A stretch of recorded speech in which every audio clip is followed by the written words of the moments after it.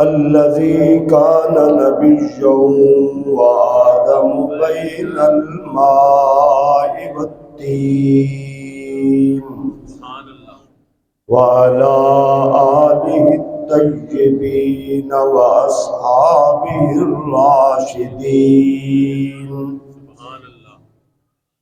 أما بعد فأعوذ بالله من الشيطان الرجيم. بسم الله الرحمن الرحيم. وَإِن شَكَرْتُمْ لَأَزِيدَنَّكُمْ وَإِن كَفَرْتُمْ إِنَّ عَذَابِي لَشَدِيدٌ. قال الله تبارك وتعالى في مقام آخر وقليل من عبادي الشكور. رب اشرح لي صدري ويسر لي أمري واحلل عقدة من لساني يفقهوا قولي. قال الله تبارك وتعالى في شان حبيبه مخبرا وآمرا إن الله وملائكته يصلون على النبي يا أيها الذين آمنوا صلوا عليه وسلموا تسليما. اللهم صل على سيدنا ومولانا محمد وعلى آل سيدنا وأصحاب سيدنا ومولانا محمد وبارك وسلم وصلوا عليه صلاة وسلاما عليك يا سيدي يا رسول الله وعلى آلك وأصحابك يا سيدي يا حبیب اللہ. اللہ رب العزت کی حمد و ثنا حضور نبی رحمت شفیع امت جان کائنات خاتم النبیین صلی اللہ تعالی علیہ وسلم کی ذات اقدس پر درود و سلام عرض کرنے کے بعد دعائے اللہ رب العالمین ہم سب کو ہر حال میں اپنے خالق مالک کا شکرانہ ادا کرنے کی توفیق عطا فرمائے. بڑا پرفتن دور ہے، ہوس کا دور ہے، خواہشات کا دائرہ کار ہم نے بہت بڑھا دیا ہے. جب یہ صورتحال ہے تو صبح اٹھنے سے لے کر رات سونے تک سو رہے ہیں تو کل کے نظام کا پروگرام بنا کے سو رہے ہیں. کل کیسے کمائی کرنی ہے، کیسے دو نمبری کرنی ہے، کیسے کسی کو دھوکہ دینا ہے، کیسے کسی کے ساتھ فراڈ کرنا ہے، یہ منصوبہ بندی کر کے سوتے ہیں.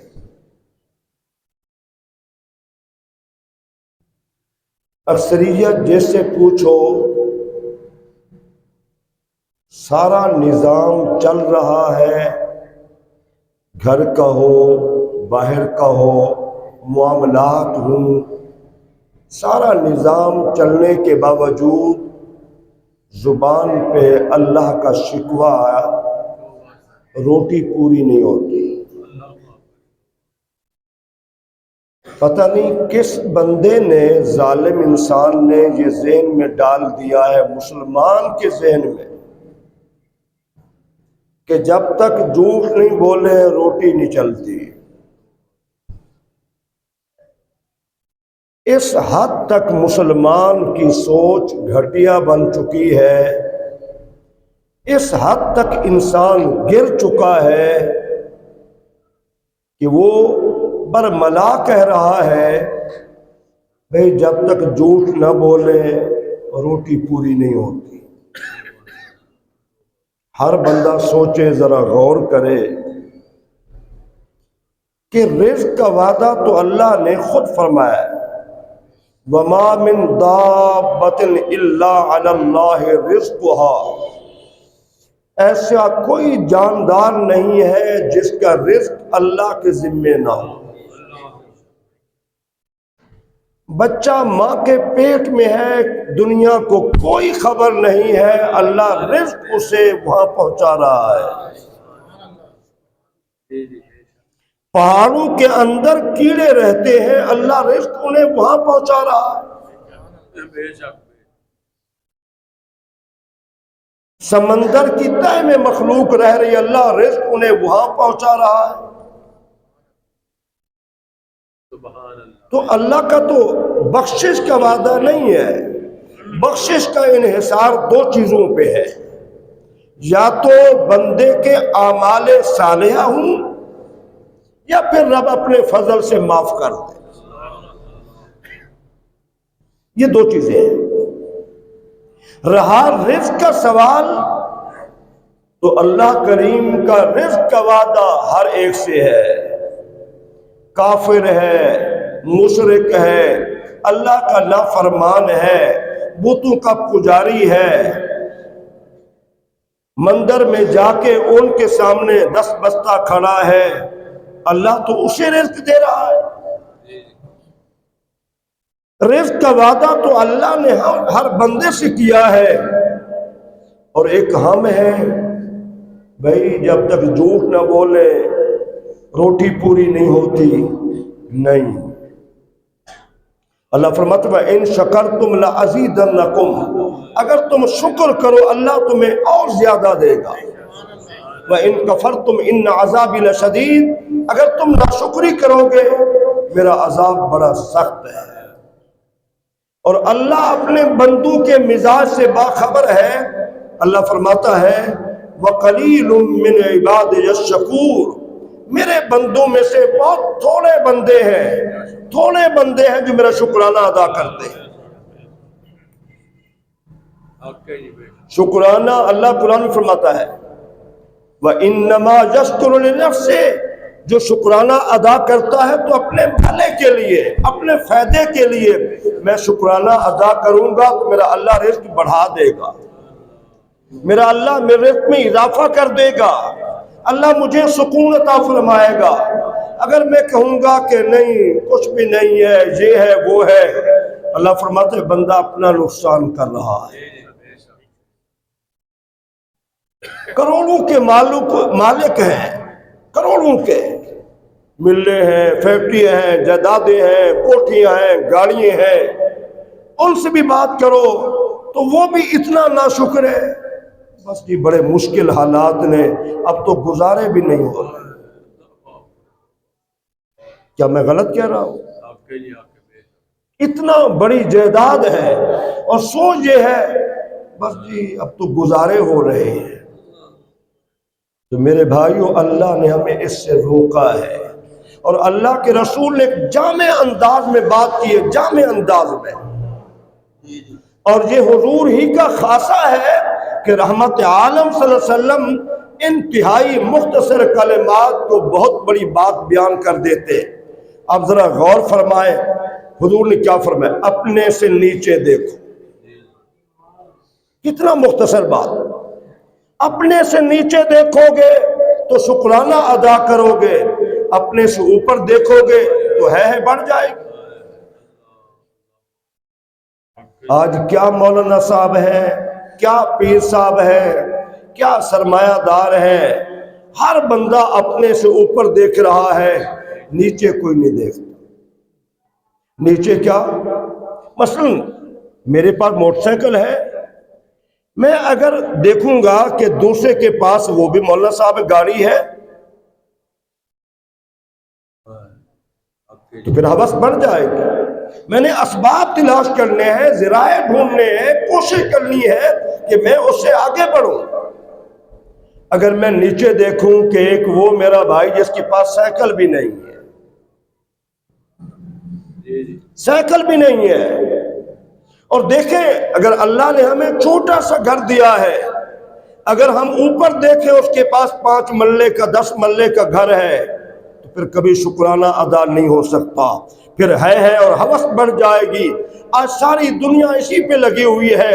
اگر اللہ مجھے شعور دے، میرے پاس چھوٹا سا مکان بے شک 2 مرلے کا 2.5 مرلے کا ہے، اگر میں اسے دیکھوں کہ اس کے پاس تو 1 مرلے کا بھی نہیں ہے، اس کے وسائل بھی نہیں ہے، اس کی انکم نہیں ہے، وہ تو کبھی گھر خرید کر سکتا ہی نہیں۔ یہ تو نسل در نسل کرائے پہ چلے آ رہے ہیں، مہینہ کتنا جلدی سے گزر جاتا ہے اور مالک مکان دروازے پہ کھڑک دستک دے رہا ہے۔ کبھی کوئی گالی کرتا ہے، کبھی کوئی دھمکی دیتا ہے، کبھی کچھ کہتا ہے۔ کیا ہم نے کبھی اس نیچے والے کو نہیں دیکھا؟ کہ اللہ کے رسول تو یہی فرما رہے ہیں، اپنے سے نیچے دیکھو، اپنے سے نیچے دیکھو۔ رحمت عالم وسلم نے اپنے صحابہ کرام کی یہی تربیت فرمائی، صحابہ کو یہی تعلیم دی۔ صحابہ کرام ان کے نظریات میں بڑے بڑے جلیل القدر صحابہ، حضرت ابو بکر صدیق فوت ہوئے تو مکروز تھے، حضرت عمر بن خطاب مکروز تھے۔ اندازہ لگائے ذرا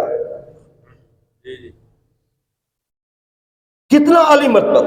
حضرت علی المرتضیٰ مکروز تھے۔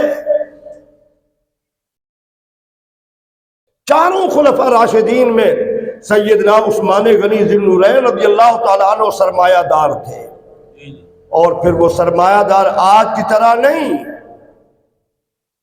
وہ انتہائی غریب پرور تھے، اور ان کے سرمایہ کے 14 صدیوں بعد بھی آج بھی مدینہ منورہ میں ان کے نام کے عمارتیں، ہوٹل بنے ہوئے ہیں، اور ان کا بینک اکاؤنٹ آج بھی مدینہ منورہ میں ہے، ان کے باغات آج بھی ہیں۔ 14 صدیوں کے بعد حضرت عثمان غنی کا مال آج بھی غریبوں میں تقسیم ہو رہا ہے۔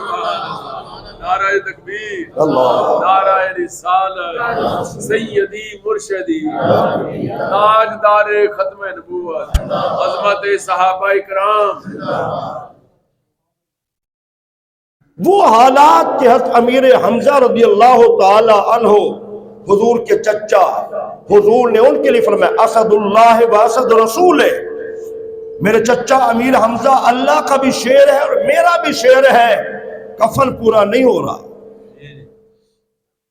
ان حالات کے باوجود صحابہ کرام ہر گھڑی شکرانہ، اور ان کے وہ کلمات رضیت باللہ ربا وبالاسلام دینا وبمحمد نبیا، میں اللہ کے رب ہونے پہ راضی ہوں، اسلام کے دین ہونے پہ راضی ہوں، اور حضور کے نبی ہونے پہ راضی ہوں۔ ہر گھڑی شکرانہ، ہر گھڑی شکرانہ۔ غزوہ تبوک کا موقع ہے، مشکلات ہے، مسائل ہے، سفر ہے، اور پھر جنگ لڑنے کے لیے جا رہے ہیں، روٹی وہاں پوری نہیں ہو رہی، اور یہ واقعہ تو اندر سے انسان کو ہلا کے رکھ دیتا ہے۔ سیدنا عمر بن خطاب رضی اللہ تعالیٰ عنہ کہتے ہیں میں عمر اپنے ہاتھ سے اونٹ ذبح کرتا، اور اونٹ جب سفر کرتا ہے اس کو پانی پلا دو تو 8-10 دن یہ نکال لیتا ہے، وہ اندر سے پانی لیتا رہتا ہے۔ یہ اللہ کا نظام ہے، اللہ نے مخلوق طرح طرح کی بنائی ہے، پانی اندر سے لیتا رہتا ہے۔ آپ فرماتے ہیں میں خود عمر اپنے ہاتھ سے اونٹ ذبح کرتا، ذبح کرنے کے بعد پیٹ چاک کرتا، اور پیٹ چاک کرنے کے بعد اس اونٹ کے اوٹ سے پانی نکال کر ہم حضور کے صحابہ وہ پیتے تھے۔